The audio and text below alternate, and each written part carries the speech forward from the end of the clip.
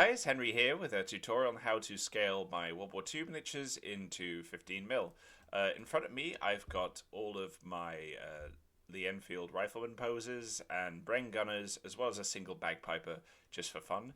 And these are open in Lychee slicer, which is my preferred slicer, but I know a lot of people use Shatubox, so I'm hoping what I cover here should be replicable in Shatubox, but I haven't used it in a number of years, so I'm not precisely sure what features it has, but off the top of my head, nothing should be an issue that I can think of. Anyway, by default, these World War II minis are 6mm, or at least that's what I market them as. The height from the bottom of the boots to the eye line is about 7 to 7.3 millimeters exactly. And obviously, if we're scaling these up to 15mm, I go for, on scaling here, for 200% on the z-axis. Before I change anything though, we want to make sure uniform scaling is off, because we're going to be doing asymmetrical rescaling. But 200% gets us about 14mm there, which matches metals reasonably closely as far as I can see. For X and Y, we're doing 190. And that's just to make them a smidge thinner. It's a matter of debate exactly what you might want to do on the X/Y. You could do 185. Okay, I appreciate that's not much of a difference. Let's do a crazy exaggerate one, 175. But then, I don't know. It's all going to be subject to the beholder, but to my mind, they start looking a little spindly then. And obviously, the more that you pinch in X and Y without changing Z, the helmets are going to start looking a bit funny. So this Brody is already looking pretty tall. Now's where I have to settle on what I am actually going to go with myself. I'm an overthinker, me. I won't get lost in the in staring at it, otherwise we'll be here all day. Let's do 190 just to play it safe. Okay, so the rest are 190 anyway. 190 is what I'd done my other test prints at as well, so it just makes sense. So everything here is set to 190, 190, 200. Now we're going to auto-arrange everything, as obviously we can't print everything as a jumbled mess. And the next step will be to address the thick bases, because obviously if we're scaling a model up to 200% on its z-axis, the base ends up being twice as thick, and people don't want that. And the simplest solution to that is the original base height is 0.8mm. 200% of that would be 1.6. So we're just taking off, not scale, sorry, move. We're taking off 0.8 by moving these models down 0.8mm. Oh, and then we need to arrange them again. Whoops, I did that in the wrong order. But yeah, moving the models down 0.8mm means that half the base is eaten into the build plate level, and so just won't be printed. So the end result on your models is a 0.8mm base. The reason we can do this is because my models are designed to print supportless. As you can see, the supports are a part of the sculpt. However, I'm going to do an extra optional step here. These are probably fine to print as is, but if you're feeling thorough and or paranoid like myself, something you can do, which might be Lychee only, I'm not sure, Shatubox can do this, is if you go on the Prepare tab, we've got some, trying to find a decent example, we've got some models that have some long, like, pokey out parts, which at 6 will probably print fine. Sorry, they will print fine, I have tested this. Yeah, like down here, they'll print fine at 6, but maybe when stretched, you might have some strained parts. And with my 15mm test prints that I've already done, I found that an extra precaution I took, I'll admit I haven't tried printing them without taking this precaution, so I don't know what a 15mm will print like entirely supportless. You can try on the free samples if you like. But because I'm a cautious fellow, I'm going on island here, making sure my accuracy is set to normal. And I'm going to generate automatic supports, but if I tick this drop down, I can click generate only on islands.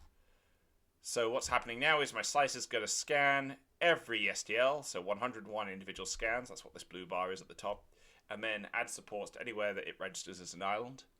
And afterwards, I'm going to change the width of the support bases, that's the base tab here, to be 2 millimeters wide. So they're very unintrusive. And, well, I printed every British STL 2 days ago, and I did not have a single failure. I had a couple of, don't know if I call them misprints, but a couple of the Lee Enfield slings had delaminated slightly, which usually is because of lack of supports, but other than that, entirely perfect print.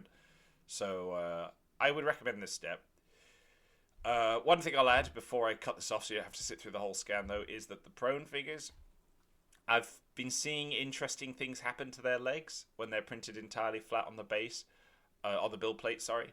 And some of these scatter items, like say if they have a rifle that's down by their side, are getting absorbed a little bit. And it seems that the best way to print a prone figure might be on supports and angled at 15 mil. The issue with that, though, is that then your base will be too thick. So you would need to either customize the bases in Blender or file them down when you mount them onto their trough bases. I'll be showing trough bases later on. Anyway, going to interrupt this video here so that you can skip past this tedious wait, and I'll be back shortly. Hello, this is Oh Crap, I've Made a Mistake post-production Henry.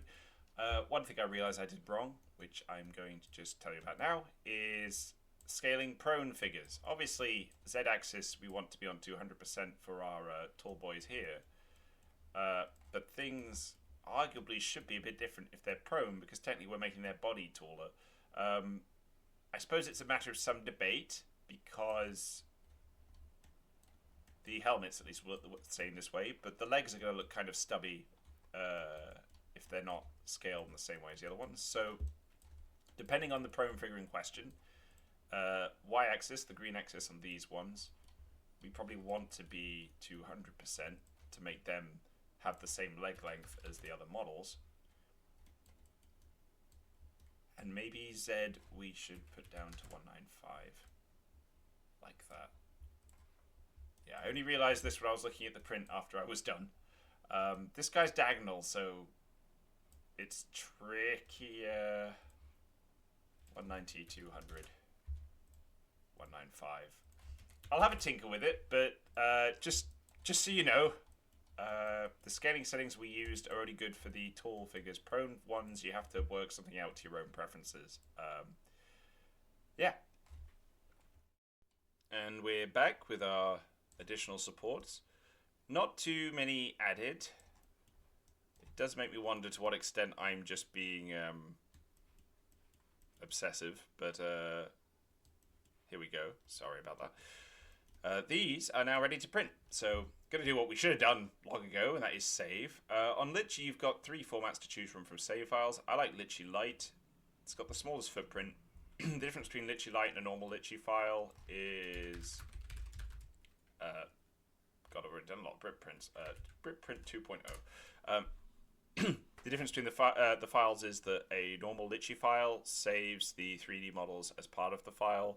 A Lite file imports the STLs each time the file's opened.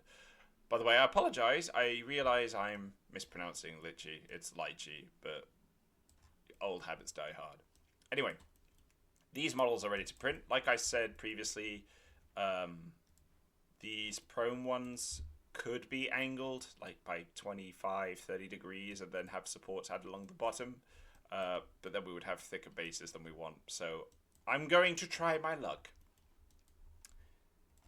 This can be exported for printing now. So for my print settings, I'll just show these to you. Print settings. These are my print settings. The thing to be careful of if you're printing straight on the base plate is to make sure that your burn-in layers, 10 here, and your transitional layers, another 10, so 20 total, finish before your bases end and the model begins. So if I go down the preview on the right here, layer 20 is when our burn-in finishes, and then I think we'll go up to 27. Oh no, yeah, 27 is the last base. So in theory, that means that the models aren't overexposed, which is the most common culprit for when people say, "Oh, Henry, I love your models, but when I print them, they've not got feet." It's because you're not doing your burn-ins properly.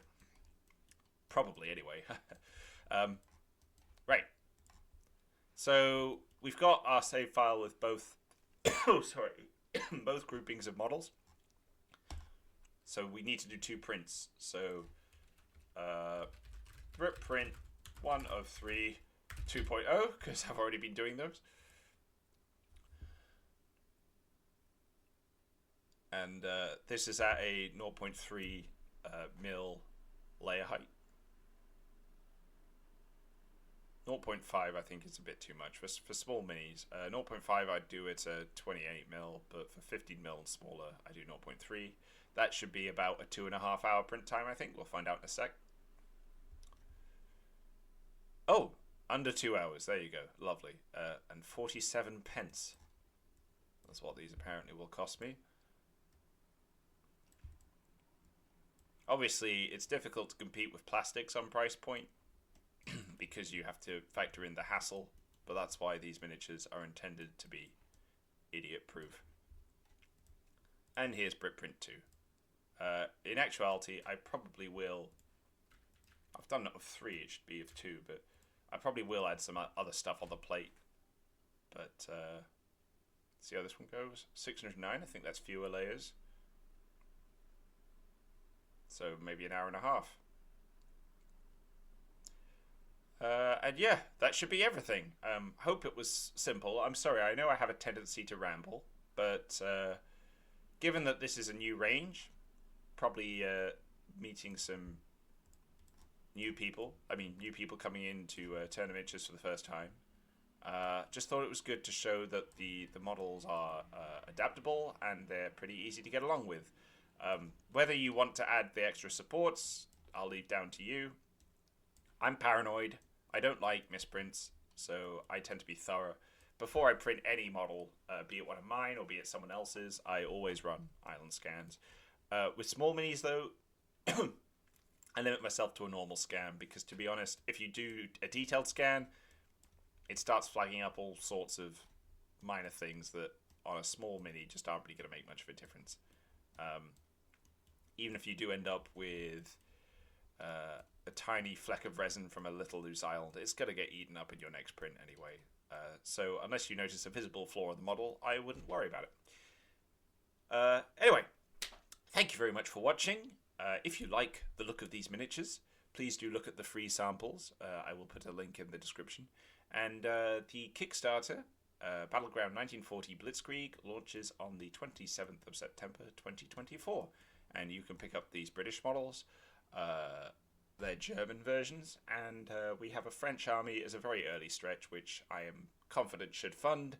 The reason it's a stretch and not core is just because that gives me an excuse to not have it available immediately on launch, because, to be honest, this has already been a solid 2.5 months of work just to get this far, so I guess I remember the heady, nostalgic days when Kickstarter used to be about funding projects before they were made, rather than creators offering finished products up front. But now I'm whinging and betraying my vested interests. So I will leave you there. Have a lovely day and happy hobbying.